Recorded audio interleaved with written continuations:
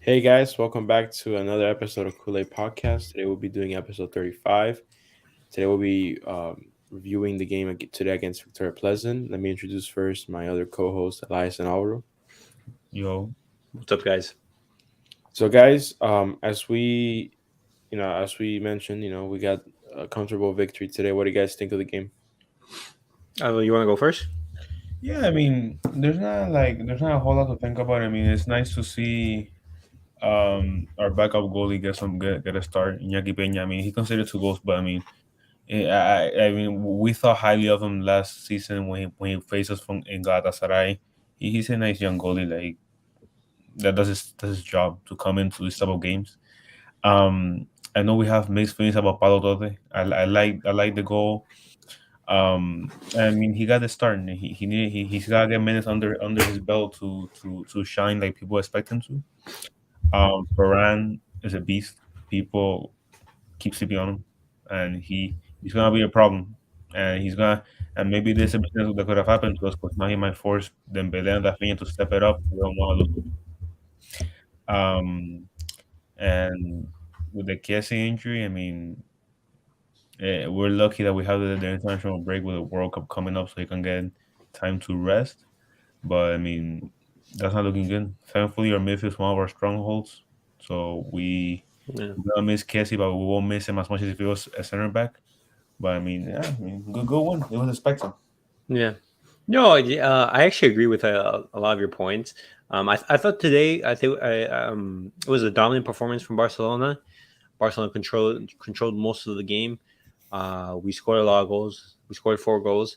But I do believe that Barcelona won, but it wasn't like a brilliant performance.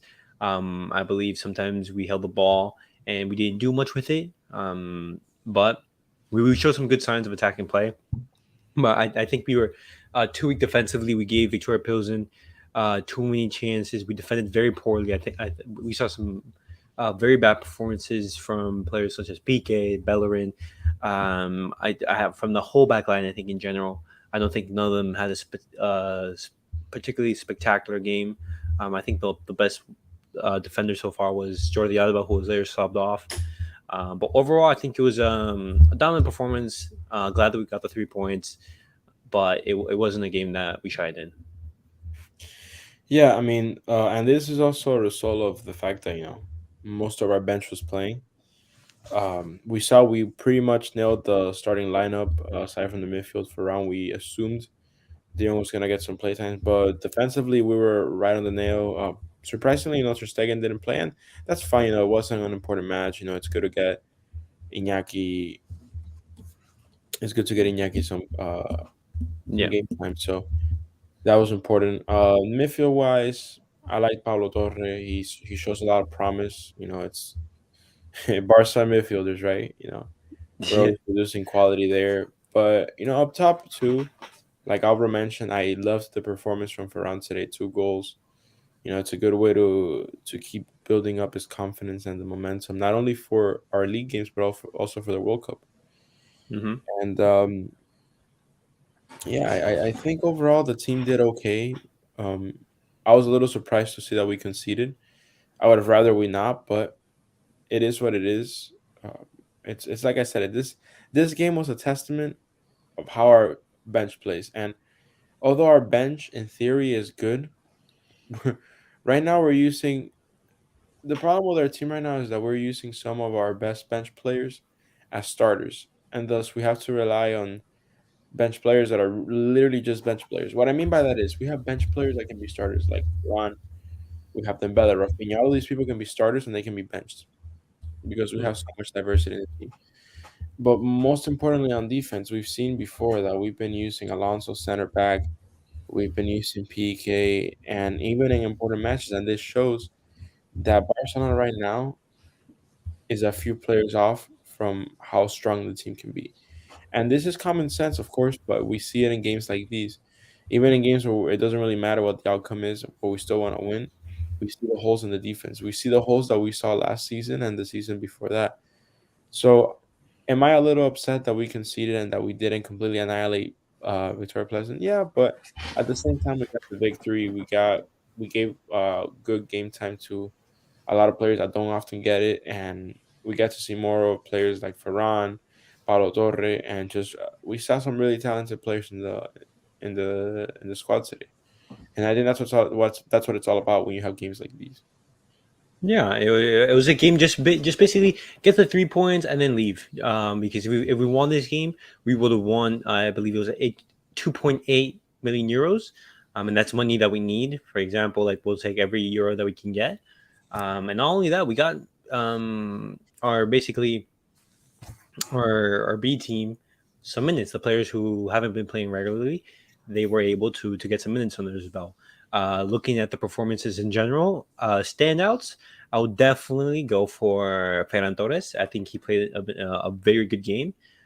He is a player who, when he has confidence, he is a fantastic option for Xavi. I believe he's one of our. I think he's the best player that we have so far. Um, with his tactical know-how, just like knowing where to be and everything, the runs that he makes, just when he because when you see it, he has so many opportunities, but he's not clinical in front of goal. When you think against the Valencia game, he gets so many opportunities like that. Just that's what separates, for example, like a good and a great player. Great players finish those chances 10 out of 10 times.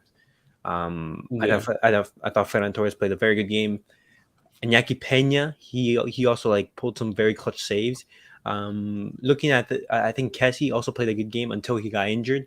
It looks like he's going to be out for 6 weeks, 6 to 8 weeks, something like that. He ruptured his hamstring, stealing the ball and doing a counterattack. And it's such a shame because now we're like very limited in midfield. Hmm. Um, I mean, we still have Pedri the young Gavi Busquets, but yeah, well, yeah, but Also, like, also, people aren't talking enough about Marco Alonso at left center back. yeah, I mean, they keep playing him there, and he keeps doing a decent job. So yeah, no, it was a decent job. Like today, like some of the defending was very questionable. yeah, no, and like I'm saying it in the sense that like that's not his actual position, and he's doing a better job than PK, for example. Yeah, but the thing no, with no. Alonso is, Piqué right now, I see him as like he should be gone right now. When you think about how his attitude in the Valencia game, him laying back down like this, just like relaxing. He had slides on. He didn't even have his cleats on. You had like the video of Busquets like untying his shoes just because he wasn't ready at all. When you think about the game against, I think it was after the Inter game in the league, where Xavi tells him like, "Hey, come on." You see him like standing, just relaxing on the corner flag while warming up. He wasn't warming up. I believe like PK's mind is not in football. With the personal problems like off the field, um, and then like the situation on like in the field, I don't think he's going through his best moment. And I don't know what you guys think of if we should be letting go of PK in January or keep oh, him for sure. because PK last summer he didn't like offer to reduce his wages. None of the captains reduced their wages. There was rumors saying like, "Hey, these guys were going to cut their wages just so like we can register more players," but that didn't happen. And what happened was Matteo Almani had to put in 10 mil to be able to basically like guarantee the players such as Kunde's registration. I Regarding, wait, no, finish. no no no. Well, No, I mean what was regarding what you said about whether Piqué will leave in January or not, it's what I've been saying. This window's gonna be on like any other. So Barca has to see how many injuries they have um at the back. If they have an overwhelming amount of injuries, they might have to keep Piqué just as Plan B or maybe even Plan A. If we're in a good place and we don't have injuries, and maybe they go out looking out for some, I almost guarantee that Barca's gonna look for a backup center. I mean center back. well, Another what the one media maybe. reported today was that the club is looking for a right back, a pivot, and a striker, a backup striker. Because well, I'm thinking why they're looking for a backup striker is that they're possibly looking to sell Memphis Depay. Oh no, 100%, Yeah, 100%. because when you think about it, in the summer, he was like heavily linked with a move to away to Juventus or a move to the Prem. It didn't materialize, and I see him one foot out of the door. So we're gonna see what the club's does with that regarding the January transfer window. But back onto this match, um, those were my two standout players, Ferran Torres and Iñaki Peña.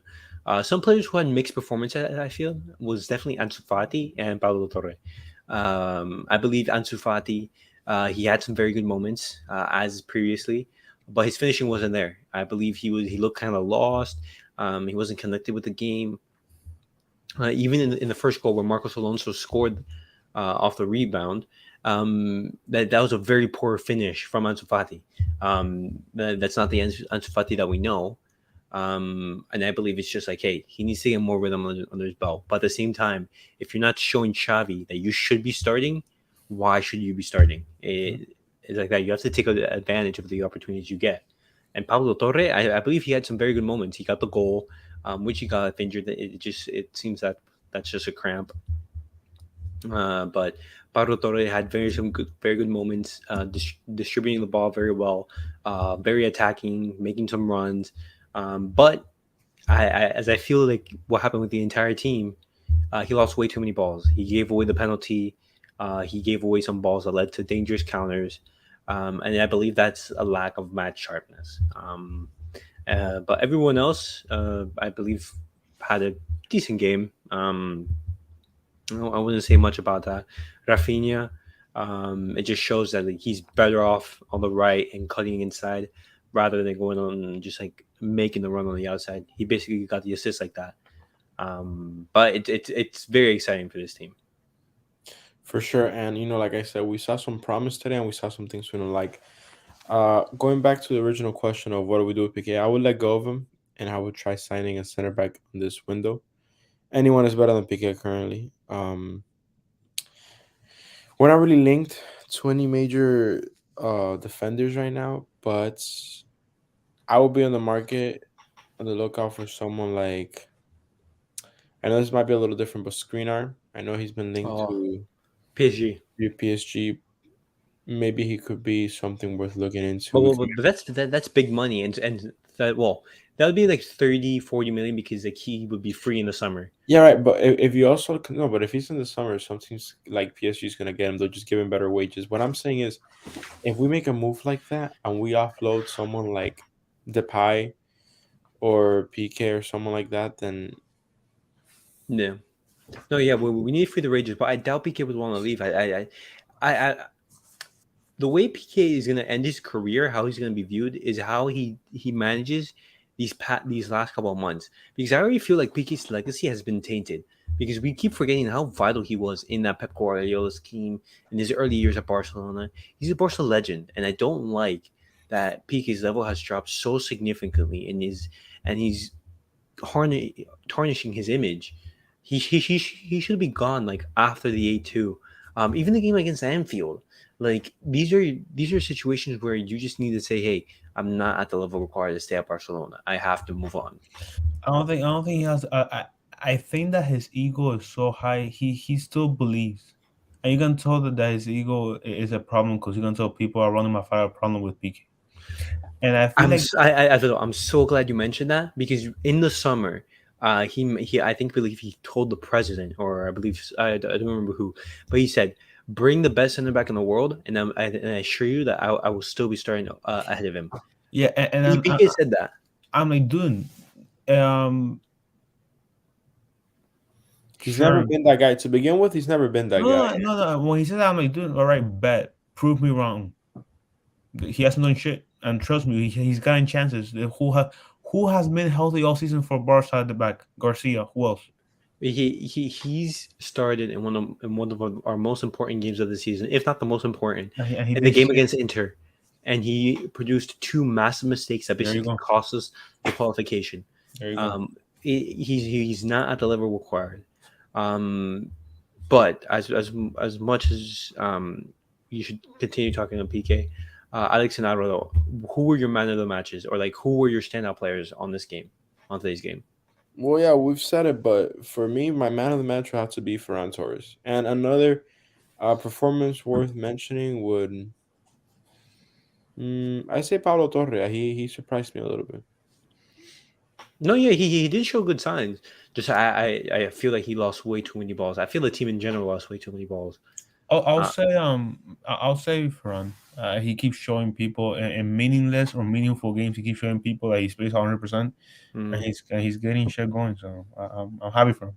hmm Maybe it's a sign of things to come. No, yeah, and this game, it's not only is it like a financial win just because we get that money, that 2.8 mil. It's also like a more boost because like, hey, these are players who needed some confidence, and they basically got that confidence playing this game. They went out there, they performed. It wasn't brilliant, but they got the job done. And this is great for our game against Almeria in the weekend in La Liga. We're only 1 point behind Real Madrid, and we basically need to we need to finish strong in before the World Cup, because if we win these two games, we put massive pressure on Real Madrid. Because as much as we say, hey guys, Barcelona are terrible right now, we're only 1 point behind Real Hmm. Madrid. We have to keep this in mind. 1 point behind Real Madrid, and we've had our best league start under Xavi. He's basically matched the points in Guardiola's 2008-2009 season. Yep. Just think of that. Without Messi, without Xavi, without Iniesta, without all these great players, Hmm. and he's basically matched that. Like, props to Xavi. For sure. But um, we basically said our thoughts. But guys, that was it for today's episode. We gave our thoughts. Dominant but lackluster performance, I would say.